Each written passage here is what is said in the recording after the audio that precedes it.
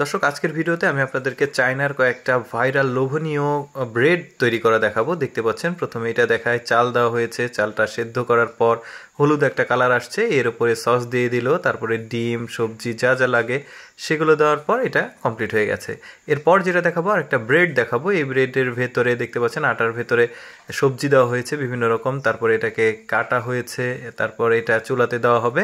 চুলাতে বেশ কিছুক্ষণ রাখার পর এটা কিন্তু কমপ্লিট হয়ে গেছে। যদি সময় সংকীর্ণতার জন্য আমি চুলাতে রাখার যে দৃশ্যটা সেটা খুব একটা রাখিনি। এই যে দেখতে পাচ্ছেন এইটাও পিৎজার মতো দেখতে। এই ব্রেডটাও তৈরি কিভাবে করা হচ্ছে দেখুন। এই যে যা যা লাগবে সেগুলো সব কিছু দিয়ে এই যে চুলার মধ্যে 10 মিনিট বা 15 মিনিট রাখার পর বের করলে হয়ে গেল।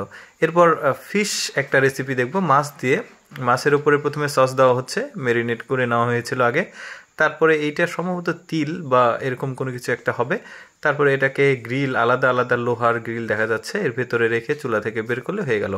এরপর আরেকটা ব্রেড তৈরি করা দেখাবো। এটাও বেশ সুন্দর লোভনীয় বিস্কিটের মতো। আটার উপরে দেখতে পাচ্ছেন এগুলো যা যা দেওয়ার দরকার সবজি আগে থেকে সব কিছু কমপ্লিট করা হয়েছে। তারপরে চুলার মধ্যে রেখে বেশ কিছুক্ষণ তারপর বের করার পর খুব সুন্দর। এরপর এইটা দেখায়, এটাও খুব সুন্দর, একদম পিৎজার মতো দেখতে, বিভিন্ন কালারের দেখা যাচ্ছে। যা যা প্রয়োজন সবজি বা সেদ্ধ করা যা যা প্রয়োজন সব কিছু এই পিঠার মধ্যে দিয়ে চুলার মধ্যে বেশি কিছুক্ষণ রেখে এই যে হয়ে গেল এইটা। এরপরে হাড়ের মতো দেখতে আর কি একটা পিঠা বা ব্রেড, এটা দেখতে পাচ্ছেন চাটনির না চাটনির মতো কিছু একটা দিয়েছে। তারপরে এটাকে বিশেষ উপায়ে এইটা তৈরি করা হলো, চুলার মধ্যে দিল, তারপরে বের করলো, হয়ে গেছে। অ্যাকচুয়ালি আমি খুব একটা বেশি চুলার মধ্যে রাখার দৃশ্যটা রাখছি না, কারণ ভিডিওটা তো দেখাতে হবে ভালোভাবে।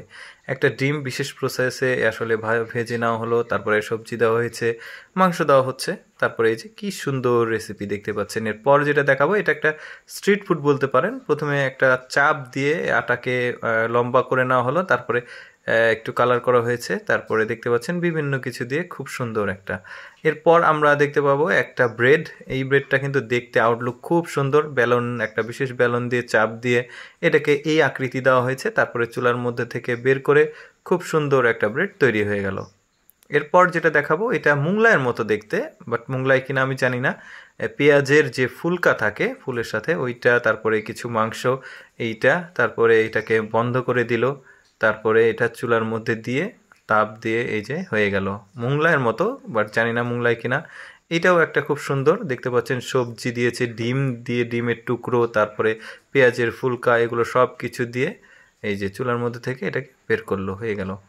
এরপর যেটা দেখাবো এইটা আর কি শেষ রেসিপি। দেখতে পাচ্ছেন খুব সুন্দর পেঁয়াজ দিয়েছে, চাটনি দিল, সস দিয়েছে, তারপরে ভাত দিয়েছে, তারপর ব্রকলি, তারপরে মাংস, এই যে আরও কিছু দিচ্ছে, হয়ে গেল কমপ্লিট।